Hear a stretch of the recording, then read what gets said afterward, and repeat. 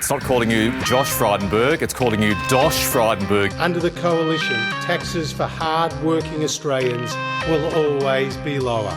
You know, I don't hold a hose, mate, and I don't sit in control room. They're answers that only can come from Victoria, I'm afraid, because that's not my job. But I ain't spending any time, though, because in the meantime, every 3 months, a person was torn to pieces by a crocodile in North Queensland. Yeah, g'day and welcome to Hard Hats and High Vis, the Two Jacks campaign coverage of the 2022 Australian federal election. Week 7, Jack, it's done and dusted. How are you, mate? This is Hong Kong Jack talking to you now.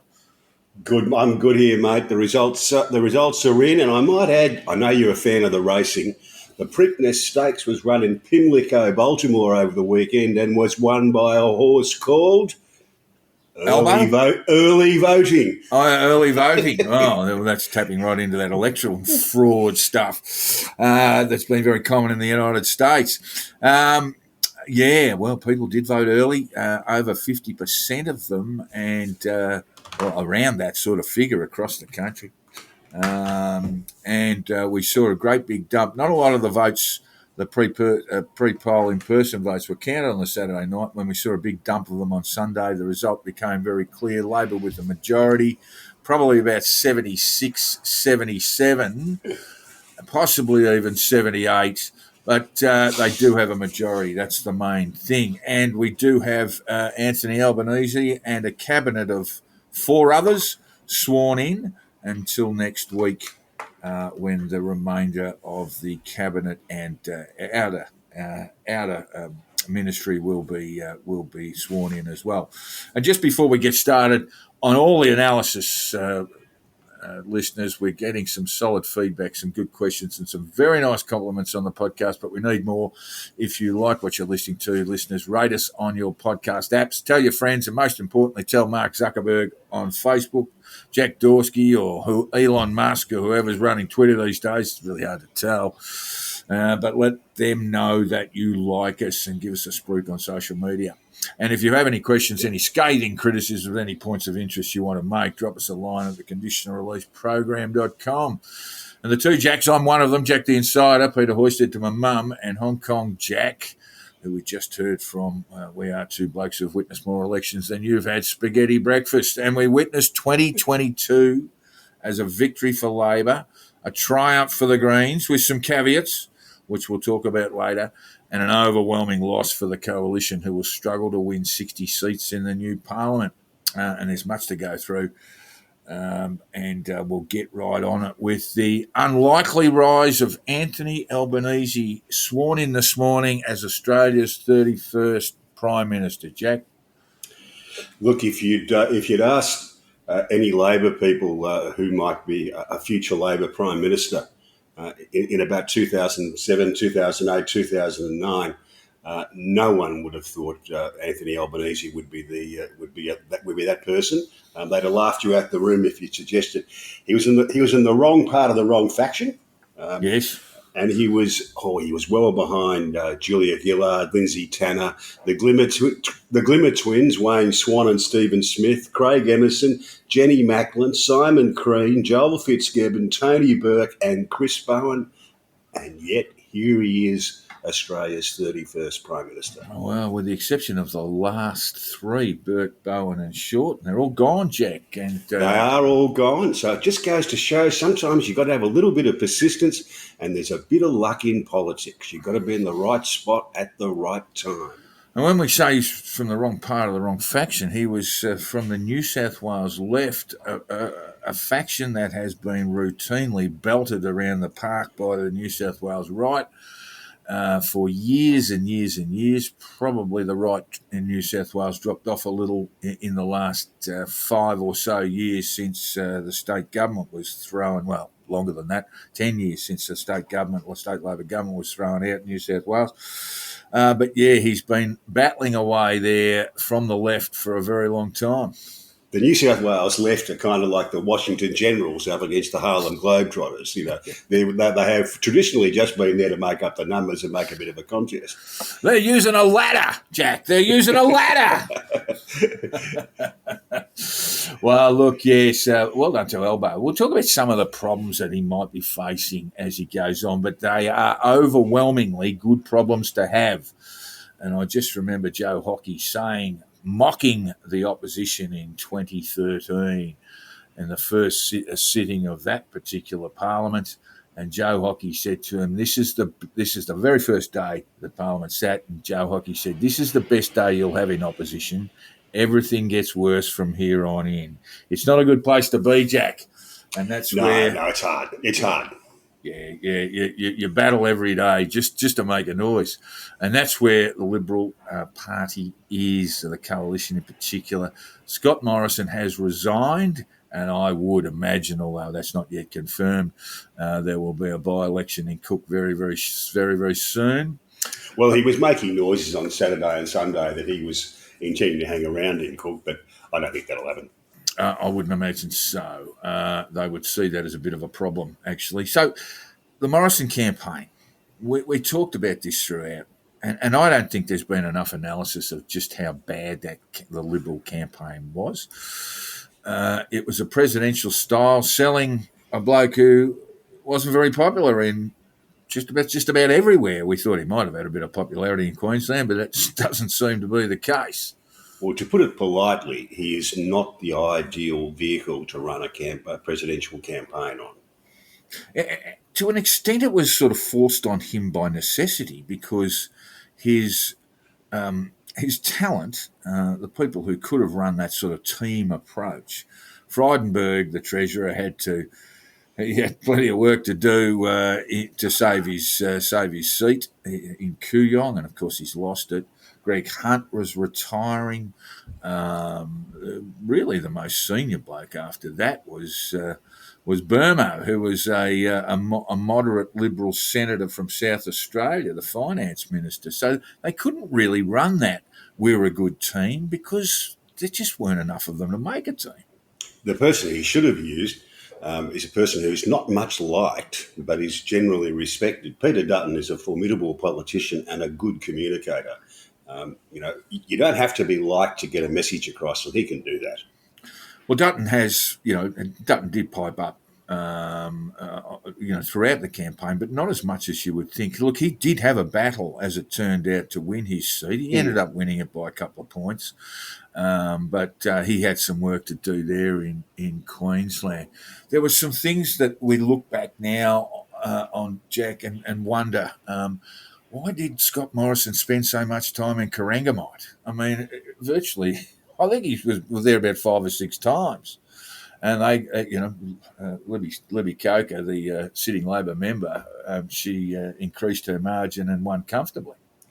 Well, Corangamite's had a fairly large influx of aspirational tradies, as Geelong's one of the fastest growing cities in the country, I think, and it's on the edge of Geelong.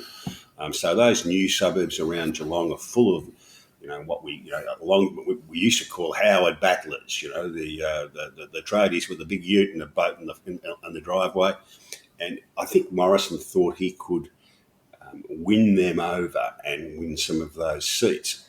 The difficulty he had was he needed to put some clear air between the Liberal National Party and the Labor Party on some issues like climate change and things like that. He needed to be able to say about climate change that we will do something about it, but we won't do it at the expense of reliable power in our mining industry. And he couldn't do that. And he didn't do that. Well, he most certainly didn't. I'm not sure that I agree with you there. It would seem to me that the results of this speak certainly from the Teal pickups. They've got six newies, and the sort of triumph of the Greens around Brisbane in particular, and a very high vote nationally, would indicate that people require a little bit more action, although they may not understand what what it necessarily involves. I think there was a They, fair they, amount. they like action until it costs them money. The first thing you should have said was, listen, a vote for the Teals or a vote for Labor isn't going to stop floods and it isn't going to prevent bushfires. Yeah, maybe. Look, that's certainly one. That's certainly one take from all of this. But for me, a lot of the result on Saturday was founded in that sort of nonsense period last year when the Nats decided whether they were going to go with net zero by 2050, and it just seemed to me, regardless of what you think of that, Jack, it just seemed to me that the cart was leading the horse. That the Nats were basically in the powerful position, and the Libs were on their knees begging Barnaby and others to help them out. It's always a mistake when the small party in a coalition seems to be running the place. Yeah, I would agree with that. Back. The cat's happy on the chair now? Yeah, cat's happy on the chair. So I'll just make a note of that time. Look, I think when we look at the genesis of the Teals, that was it. That was that time when, basically those candidates just started putting their names forward around the community and rose through it. So, it is always a mistake to allow the small party to drive the conduct of the coalition. Well, in public at least. It's okay behind closed doors, but in public it's a mistake. Yeah, and it was. And it went on for weeks, and I just thought it was just awful. Look, the other thing that I have to wonder about, Jack, in fact, in week 2 of our podcast, I suggested that perhaps Scott Morrison wouldn't go to WA, and on that very day we recorded, he went to WA, so I was horribly wrong there. But then he went back there last week, Jack, in the vital week before the votes were to be counted, and they've been absolutely smashed in Western Australia. What do I call it? North Korea, but with wine and food. Western Australia. Listen, Albo and Labor should be praying at the altar of Mark McGowan. He has delivered them victory in no small part because, and the Labor campaign people in Western Australia, they saw Scott Morrison and Christian and other WA Libs supporting the legal action, although they only did it briefly, supporting the legal action initiated by Clive Palmer. And this was very, very bad stuff, very, very bad look. Now, they backed away from it, as I say, within a couple of days. But all of that footage, all of those sound and video grabs were used in the campaign in WA. Albo was there, arm in arm with Mark McGowan on the posters. And as we've seen, they've picked up at least 3, probably 4, and the Libs have lost 5. I mean, McGowan has basically all but obliterated the Liberal Party in Western Australia. Well, they were bizarrely in love with their lockdown. So, yes, that's not surprising. Well, if it comes down to pandemic management, it really, it remains to be seen just if those are going to be punished. I saw some tweets from some American academics saying that Scott Morrison had been kicked out because he had been the one who had implemented lockdowns and all this sort of stuff. There's clearly a tweet from a guy who doesn't understand Australian politics. But it would seem in Western Australia, that hard pandemic management that McGowan brought in has actually been a benefit, a political benefit. I mean, there are only 2 Libs in the lower house in the state parliament. So they don't even have party status there. And I think they'll go back to the new federal parliament with 4, possibly 5 Liberal MPs. Nats aren't there.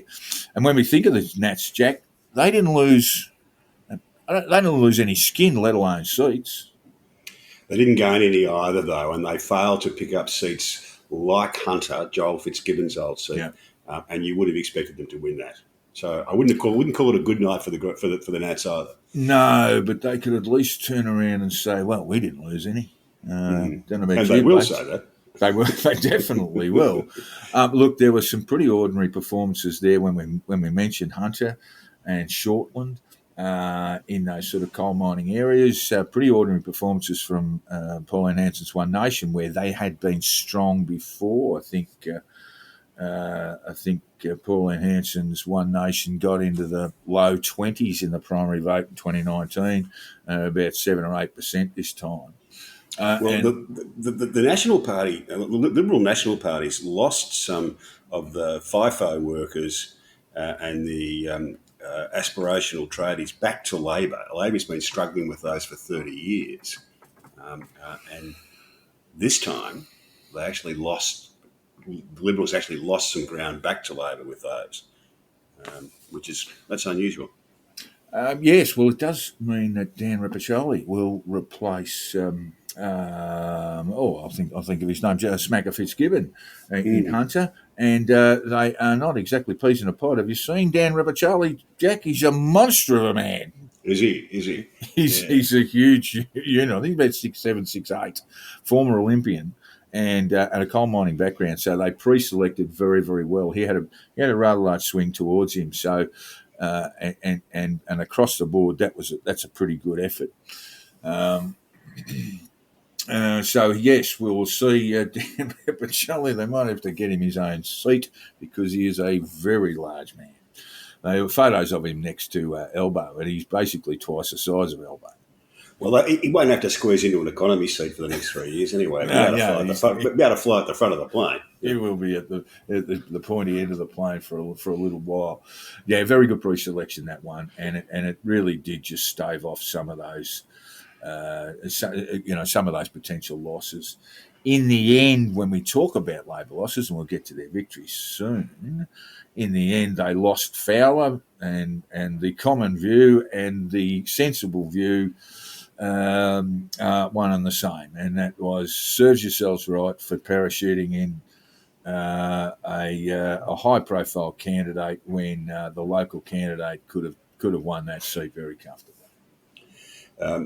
I got a couple of WhatsApps from members of the New South Wales Labor Party on the weekend, and they weren't exactly crying tears over the loss of Christina Kennelly. It didn't seem to be an outpouring of grief. I'm sure she has some fans in the New South Wales branch of the Labor Party. Must Party. have. But you must have three, surely. But she's got plenty of people that don't much like her. Look, the other big thing, and look, it is something that we predicted pretty much early on, that the Teal independents were going to make a mess of the Libs in some of their blue ribbon seats. Yep. Goldstein was the first to go. Tim Wilson's vote barely nudged mid-30s there. And they've all gone now, basically. Kate Cheney won in Curtin, as we predicted. Allegra Spender has won Wentworth. Dave Sharma has basically just turned his Twitter off, Jack. In fact, he might be in witness protection. He's just sort of disappeared. His Twitter account has been, basically, well, not turned off. He's basically just jumped out of it, and he didn't. They say he's a very smart man. I'm sure that's right.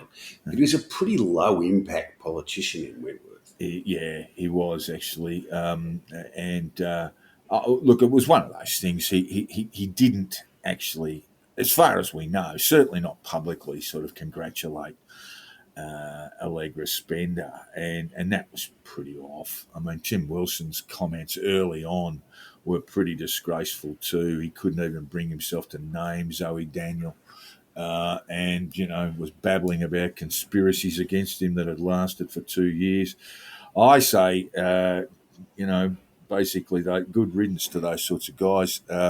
Trent Zimmerman. Zimmerman is a decent. He was gracious and decent, and he's always been a decent enough bloke, I think. Yeah, he was just overwhelmed. I mean, they all were, to a very large extent. They were overwhelmed by this factor that we've been talking about and exploring throughout this campaign. That is that, the shift in demographic, the shift in political alliance of the professional classes versus the working classes. This is a worldwide phenomenon. It's a Western worldwide phenomenon. It's happening in the United States, happening in France and the UK, and in Germany. Throughout Europe, throughout Europe. And what it is, broadly speaking, for those who haven't kept up with our analysis of this, is that the professional classes, Jack likes to call them the laptop classes sometimes, the professional classes, they veer progressive in terms of social policy at least.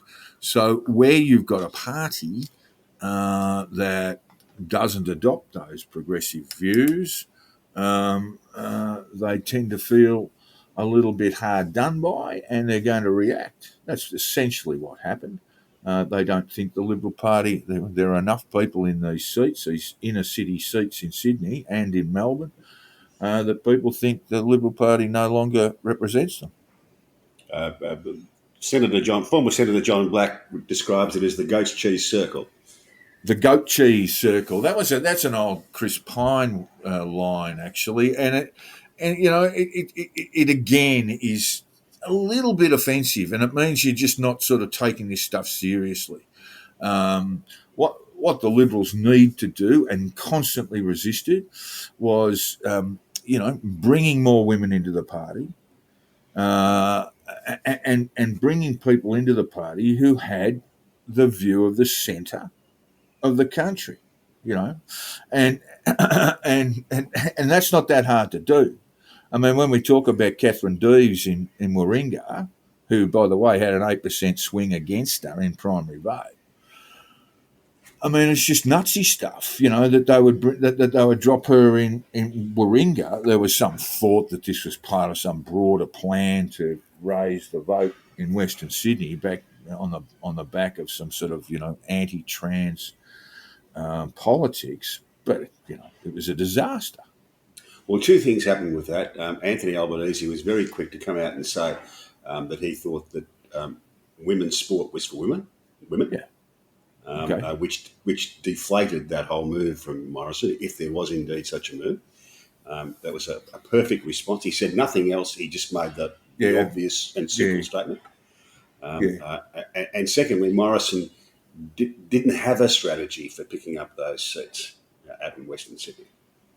Yeah, well, if that was the strategy, well, there was no visible strategy for doing it. He didn't go out there and campaign in the right kind of way to pick up the socially conservative seats.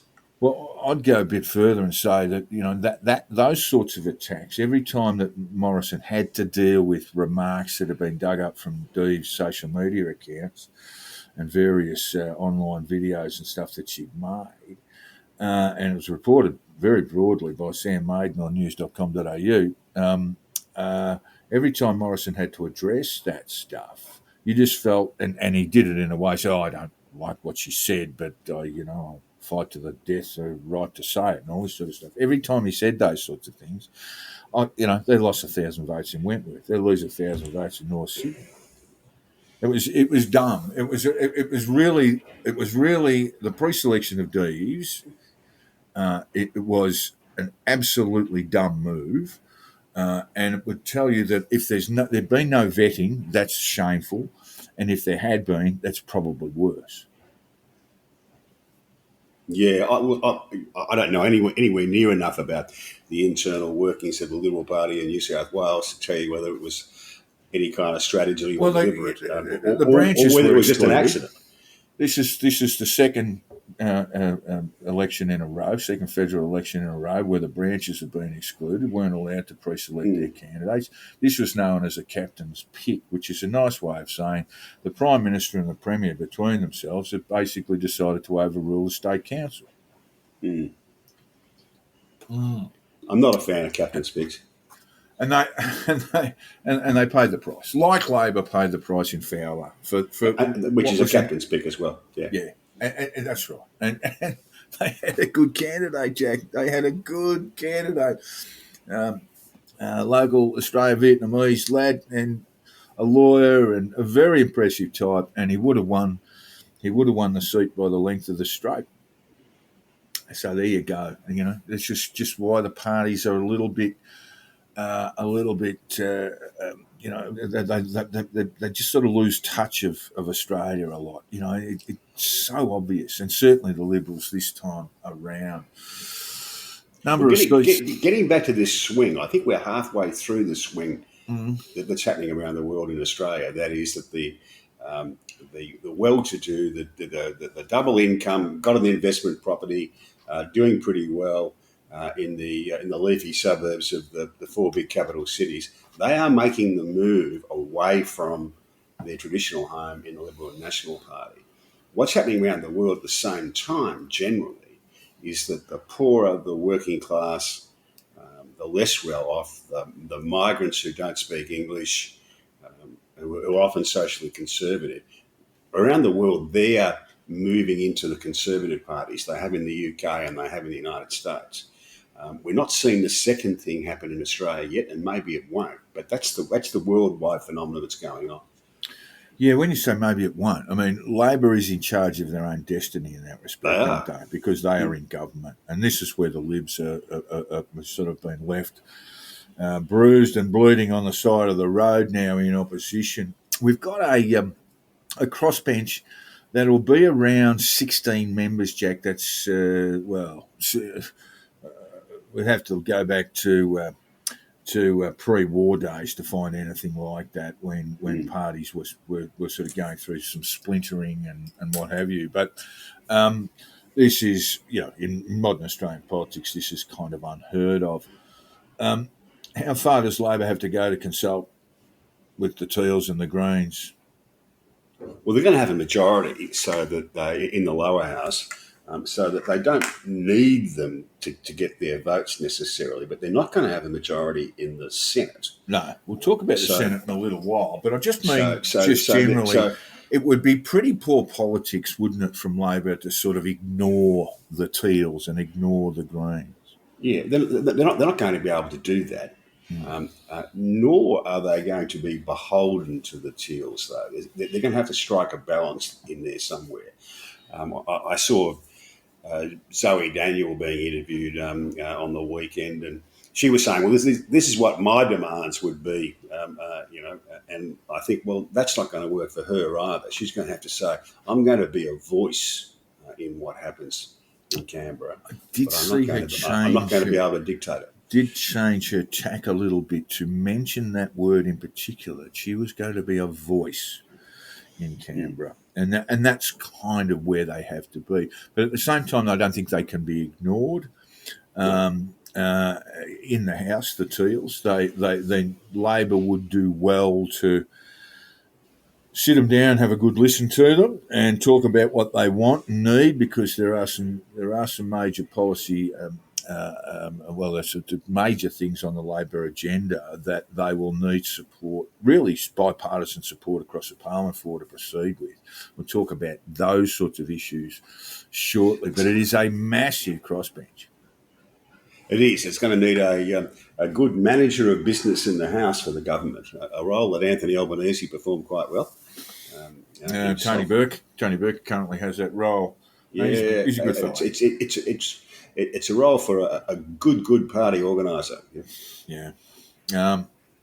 All right. So we'll just very quickly touch on those seats that we'd sort of indicated were going to be potential pickups.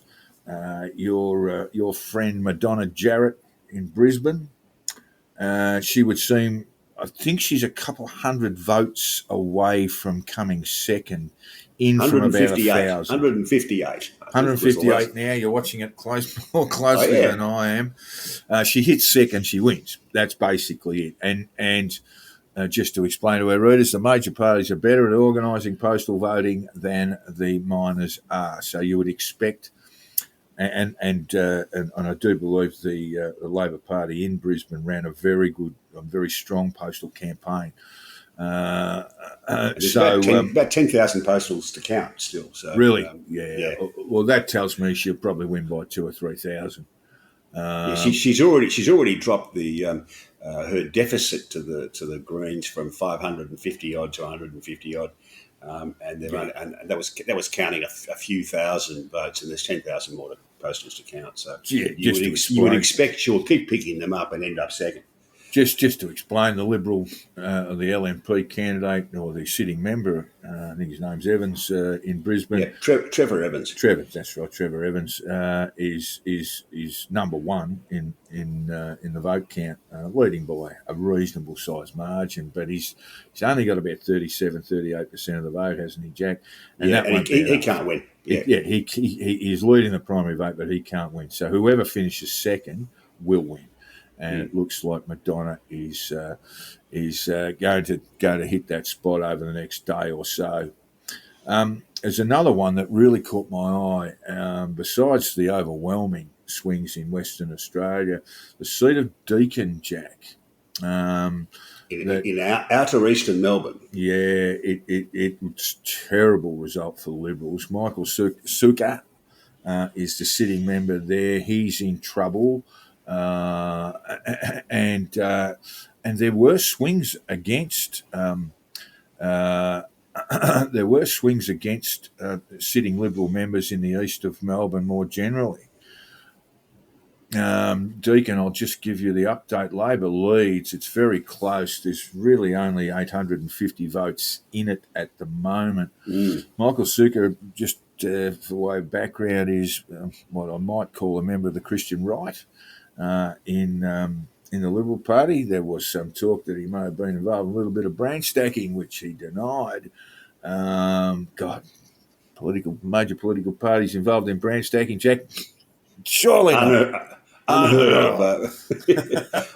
What's the little bloke from Casablanca? I'm shocked to find branch stacking going on here. You know. Yeah, so he's about 850 votes behind. It's hard to know. I don't know how many postals are yet to come. There's no listing on the postals. Yeah, Sukkar is definitely leading in postal votes, so might just hang on there. Got an advantage of about 1,000 with, let's say, 5,000 votes, postal votes counted. So he might just hang on there, but he will find himself sitting in a very, very tight marginal. There are a couple that caught my eye. Sturt, Christopher Pine's old seat, is also in the doubtful column at the moment.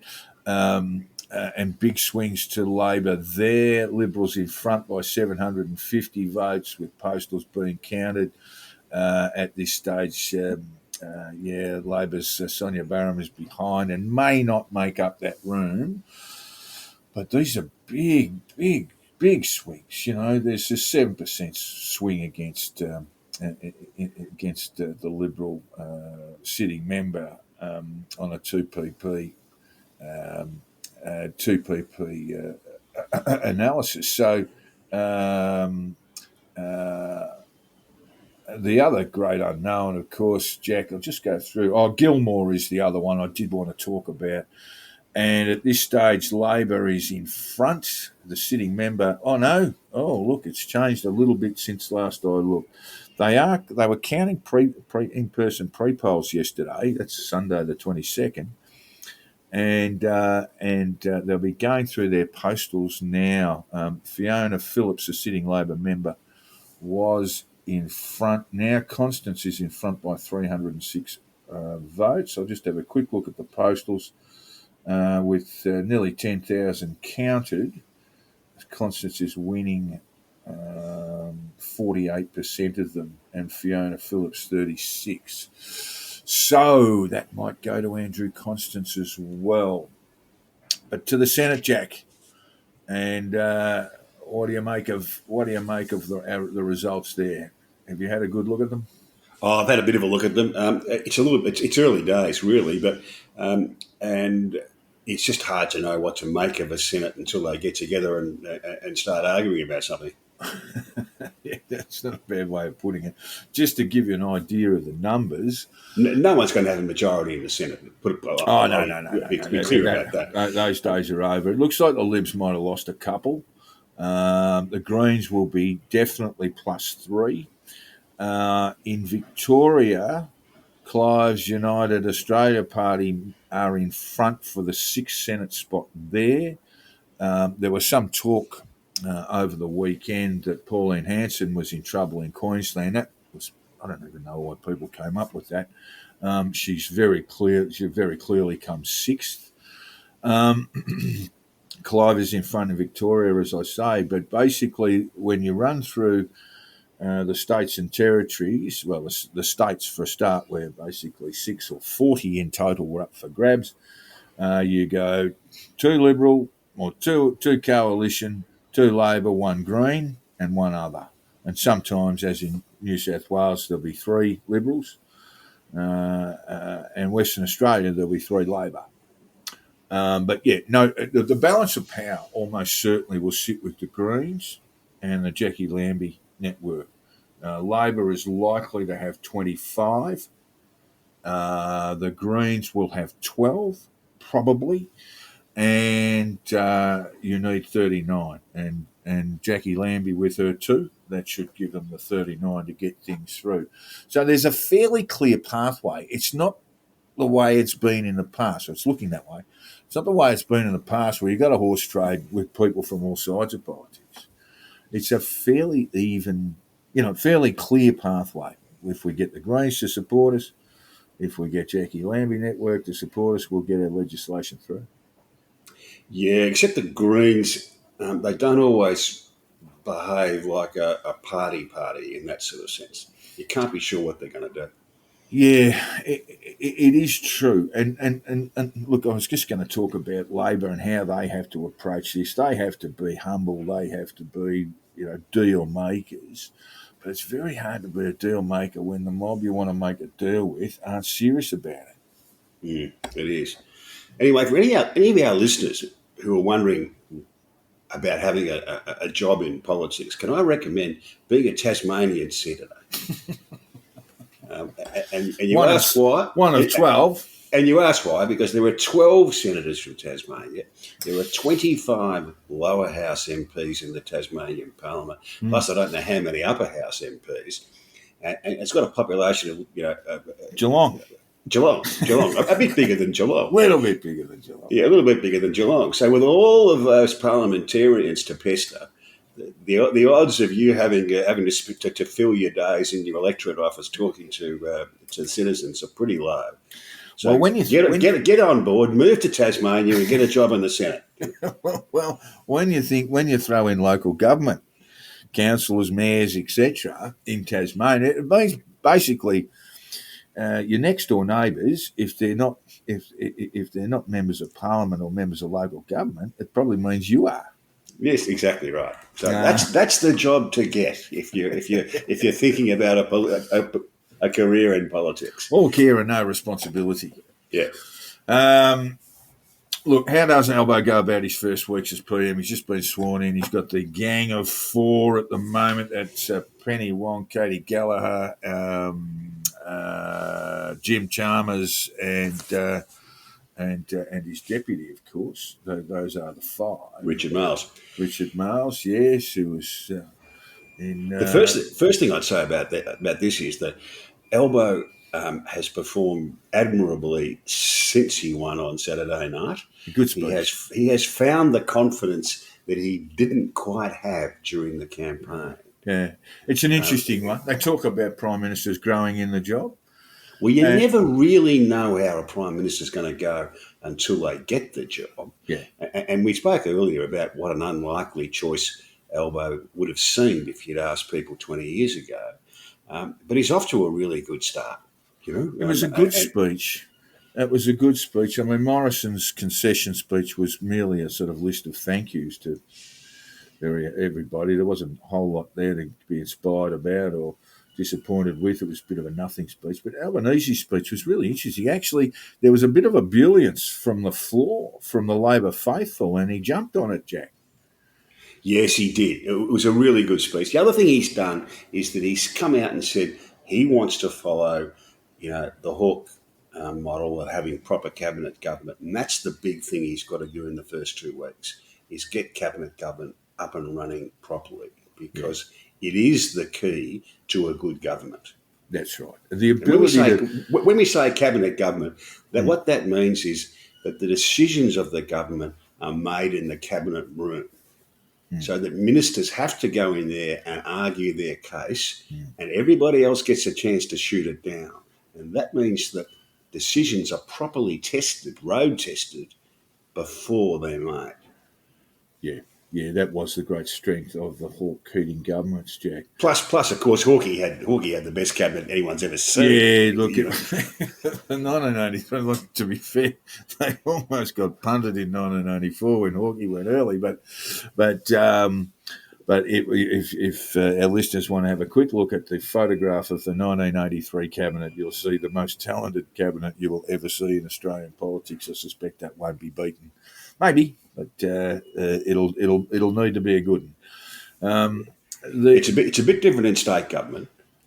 You don't need to be quite such an adherent to cabinet government. In fact, a good friend of ours used to tell me that you only need two or three good ministers in the state government.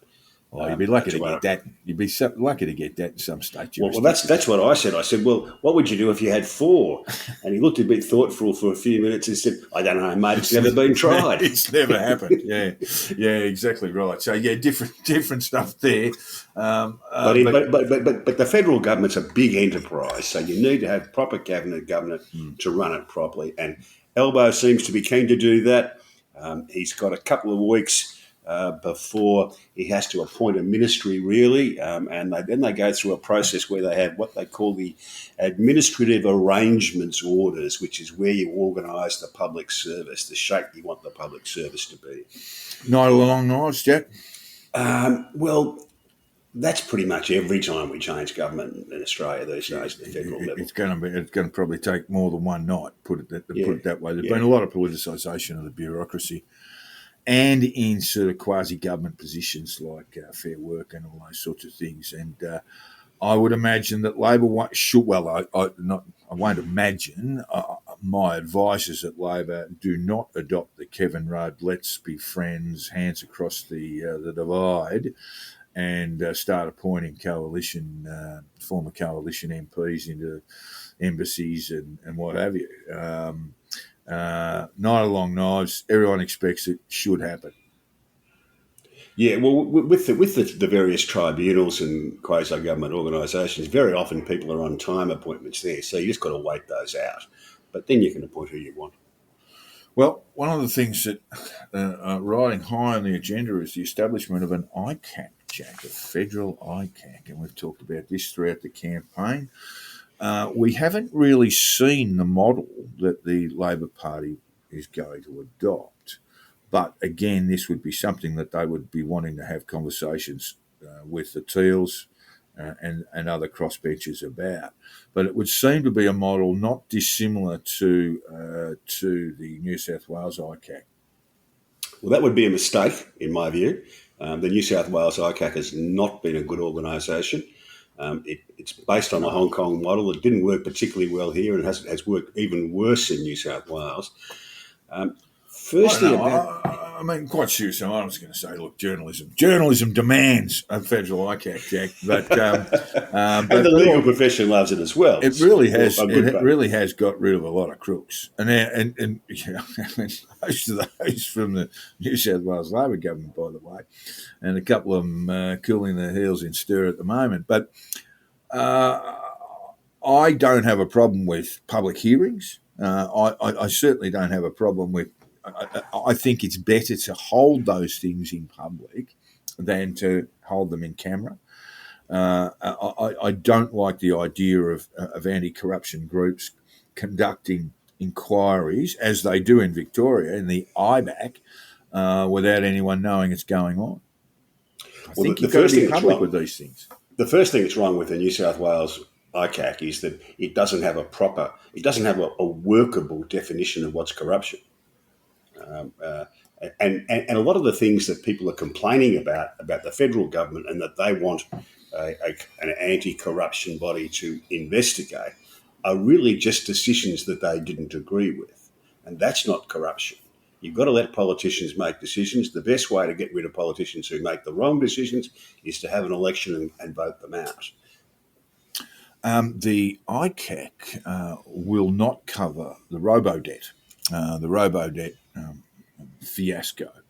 there'll be a Royal Commission, that is Labor policy, a Royal Commission to establish to examine any malfeasance around robo-debt, Jack, which led to, basically allowed on some sort of weird computer programming basis people to receive notices of debt owed to the Commonwealth through their social security payments, often wrong.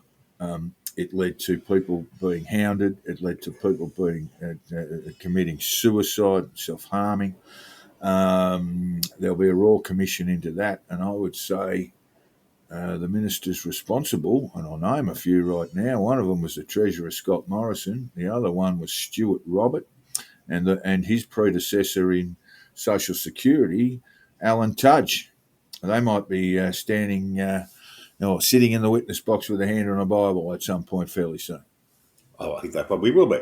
And I can almost tell you what the findings will be before they start. It was a very bad idea and badly administered. I think that's the crux of the matter, that they were actually advised by the Commonwealth Solicitor General, this is a really bad idea, but they went ahead with it anyway. And then they made it. Then they made a mess of doing it. So it's a very common story in government. Some ideas are lousy ideas, and they're very often badly administered. Yeah, and in this case, the compensation's up at $2 billion, and of course some people can't be compensated. So that's something that we'll be looking at over the next year in politics. And Jack, for me, the big one is the Uluru Statement, and it's a hard one. It's a really hard one because it requires, in part, a successful referendum. Which will allow constitutional recognition of first Australians. Yeah, and referendums are hard to get passed. They are indeed. They are indeed, because you've got to win a majority of the vote and the majority of the states. And that's no bad thing, the fact that they're hard to get passed, because it means you've really got to have widespread community support for what you want to do. So that means you've got to start at the beginning and say, we're not going to try and jam something through that most of the country is not going to like. Yeah. We've got to find a solution that's saleable to a wide variety of people. It requires politics, doesn't it? I mean, politics at its finest, and really what politics should be all about. That reaching out, negotiating with other parties, not just political parties, but other groups in the community, and through the strength of your argument, being able to persuade them to adopt a cause that I think is really important for this country. But it means you've got to go and talk to people who you don't like, yeah, and whose opinions you don't agree with, and persuade whose opinions generally you don't agree with. You've got to go and persuade them to do something. Now, that means you've really got to reach not just across the aisle in Parliament, but you've got to get out in the community and talk to people you don't like. Yeah, well, look, if we look at the Mabo judgment, and how Keating, as Prime Minister of the day, responded to that, he spoke with the mining industry, he spoke with farmers, he spoke with the Farmers Federation, he spoke with the premiers. He didn't like most of them. He had Jeff Kennett to deal with at the time. In fact, I think he made some pretty strident remarks about the premiers. Because there was a lot of nonsense going around that people were going to lose their backyards and all this sort of stuff. And he was able to, by the force of his argument, to win people over on a piece of policy, or a piece of legislation that was absolutely necessary. And we got it through. We got it through, Jack, until it got to the Senate. I just want to keep going on here. And there were two WA Greens who said, I don't think so. And, the two WA Greens, you might remember them. They weren't going to support the legislation, and so that it would have been the final blockade. It wouldn't have got through. So Keating had to go down and have a bit of a chat with them. Jack, how do you reckon that went? I should imagine the paint would have peeled off the walls. I remember that weekend. They did succumb. They did succumb, and rather quickly, funnily enough. Yeah, I remember that weekend clearly. I was at a mate's wedding in the Hunter Valley, and I can tell you exactly how I remember it because I was going to be sitting next to a Labor senator at our table at the dinner afterwards, and he didn't get there because he was still with this Saturday night, and he was still in Canberra arguing about it. They finished. My memory of it is they finished. They got the legislation through about 3 or 4 in the morning. Yeah. Yes. Yeah, and only after Paul, the great Paul P.J. Keating had to go into the Greens offices and have a quiet word in their shell likes. Yeah, but it wasn't just the force of argument. It was a bit of patience involved in the Mabo thing as well. They took their time, and that's what they've got to do with the Uluru Statement, is to just be patient and allow the community to come along with you a bit. You can't force them. I agree with you. My instinct is that we should be acting on this straight away. It is well overdue, and it's been political weakness. Certainly Malcolm Turnbull never treated this seriously when he was Prime Minister, and that's a great knock on him. Tony Abbott sort of misunderstood it. There are 3 components to it, if people are interested to have a look. The first is a lot of it's just about genuine reconciliation. The first is to basically sit down with all participants, including First Australians, and break bread and work through the problems that you've got. The second element is the constitutional recognition of First Australians, which requires a referendum. There is the establishment of a external body outside the parliament that people often mistake, and sometimes deliberately, as a group within the parliament, but it's not. It's a sort of consultative body established outside the parliament. And the third is mere kata, which is sort of taken from one of the Northern Territory languages, which is basically a process of reconciliation, of acceptance of wrongs in the past, and then a decision to move forward and with everyone sort of reconciled. Very important for me.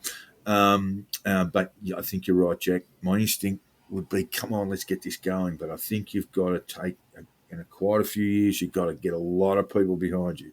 You don't want this to fail. Yeah, and whatever you do, don't start telling people they're racist because they don't agree immediately.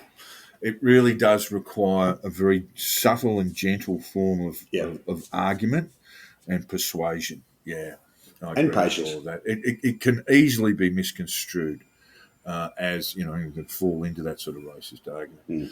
Jack, we'll wrap up shortly, but do you think Anthony Albanese will lead? I mean, I honestly think that they're in a position to lead Australia in government for a long time. They've certainly got that opportunity now. Well, generally speaking, if you win government from opposition, it doesn't happen very often, and then you normally get a couple of terms before Australians are prepared to say, no, we've had enough of you.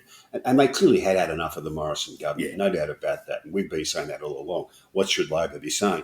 This is a government that's run its course, and they had run its course. Yeah. So, but the Australians are not generally minded to tip you out after 3 years.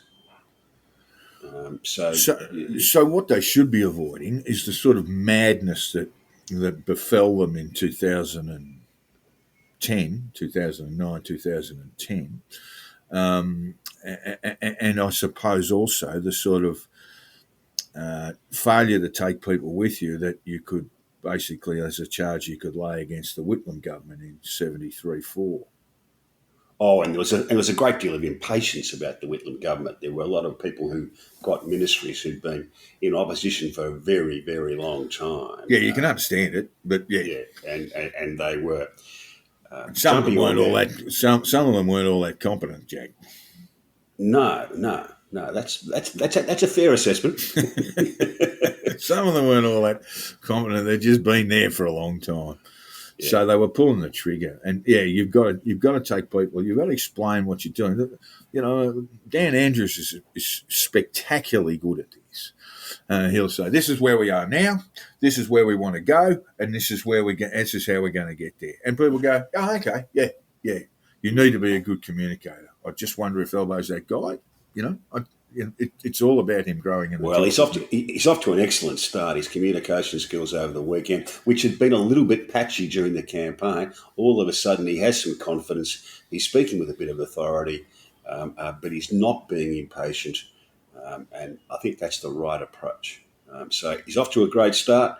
I'm always prepared to give someone who gets a job in politics like that a go until they prove to me that they're no good. No, fair enough. Fair enough, very good. Now, we're just going to wrap up the show with there were a lot of dumb takes over the weekend, Jack. Many, many dumb takes. But this one really caught your eye and then mine. Australian National University Professor Donald Rothwell said that based on the results to date, and to be fair to him, this was on Sunday, he couldn't see how, and I quote, Anthony Albanese can be sworn in as Prime Minister before Tuesday. The ALP does not hold a majority of seats at present, Professor Rothwell said. The Governor-General will not wish to commission a new PM from a new political party only to see them lose a vote of confidence on the floor of the House. That's utter bullshit, isn't it, Jack? It is. I've been astounded right through this process when it looked like we were going to have a hung government, hung parliament, as to exactly how little knowledge of how the process works. It was like it seems to be rife. You couldn't form a government unless you had a great big stacked agreement with a lovely pink bow around it that had been signed by everyone. But this misunderstanding seems to be rife amongst pundits. Amongst quite a few lawyers who really should know better, let alone professors and journalists who don't seem to understand. Yes, yeah. I mean, the way the thing works is pretty simple. Is that the incumbent Prime Minister goes to the Governor General and says, "Look, I've got to advise you that I've lost the election and I'm not able to form a government. I don't have any belief that I can guarantee confidence and supply. And my advice is to go and say, is to call on, in this case, Mr. Albanese, because I believe he will be able to form a government. Now, there's no requirement there that Mr. Albanese's got to have a majority or got to have a signed agreement giving him a majority. None of that's required at all. And the Governor-General, unless he's John Kerr, will act on the advice of the existing Prime Minister and call on Mr. Albanese to form a government. Well, it's really straightforward. Look, it's not going to come. It's not going to come to that, as we've said numerous occasions throughout the program. And Anthony Albanese has a majority and has been sworn in. But this was kind of a nonsense that ran around on Sunday, and I don't know whether it was the last hurrah from the government. But so the first thing is we had Scott Morrison conceding defeat on Saturday night.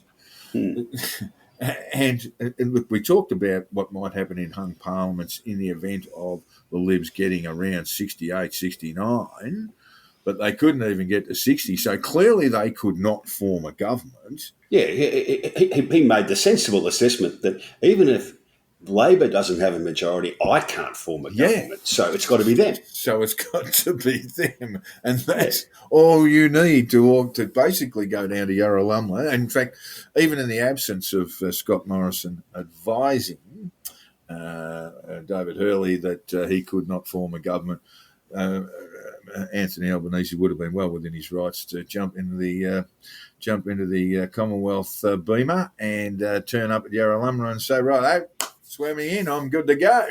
I'm sure he would have been told to wait. I'm sure the Governor-General would have done it the proper way. True enough, but that was just a mad thing, and it came from, he's an Australian National University professor, Jack. Well, there you go. What am I doing sitting in Hong Kong? I should be a professor of law somewhere. Not a bad gig. Good day. Look, great to have you here. I think we're going to stick in here for one more week because in terms of campaign analysis and results and so forth, because there's a lot that is unknown, particularly the composition of the Senate, although, as I said before, it looks very much like Labor will have a clear majority with the support of the Greens and Jackie Lambie network. But we're going to hang there's a bit left to unpack. Great to have you. Oh, yeah, there's tons, yeah. Yeah, there's tons. And it's very interesting too. Stuff we haven't even gone through my tips, and I got a couple wrong, but the 10 cross benches or 10 independents or more at $9. Jack, did you manage to get on? You know that I'm all out of bet here in Hong Kong. That's Unless the Hong Kong Jockey Club. But a Hong Kong friend of mine could perhaps have visited the Greenbank in Sydney on Saturday afternoon. Oh, very good, very sensible. Yes, no, I did get some messages on Twitter saying thank you very much for your tips. But if you jumped on Labor in North Sydney, which was one of mine, you would have done your day. So swings and roundabouts. Look, great to have you along with me, Jack. And I just want to remind our listeners that if you want to give us a bit of a spruik on social media, please do so. If you're enjoying the show, if you are enjoying the show, or if you're not enjoying the show, or if you just want to drop us a line and say good day and ask us a few questions about what's happened in the election and what's going to happen in the future, possibly, drop us a line at the Conditional Release Program at gmail.com. See you later, Jack. Cheers, mate. See you later, listeners.